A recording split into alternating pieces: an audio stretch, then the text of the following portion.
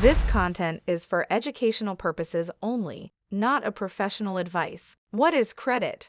Credit. We use it every day, often without even thinking about it. Whether it's promising to complete a task, borrowing money, or hiring someone to do a job, it all revolves around trust. Trust that promises will be kept.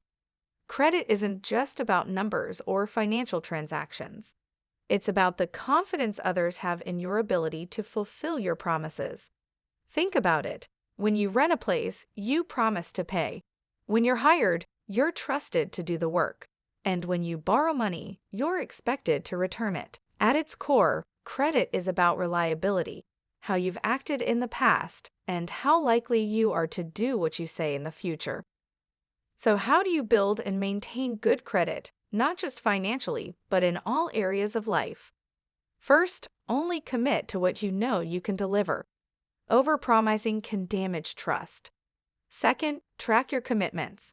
Make sure you're organized and clear about the promises you've made. Third, always deliver on your promises. Actions speak louder than word. And lastly, be mindful of the commitments others make to you. Evaluate their reliability before placing trust in them. Credit, in any form, is built on trust.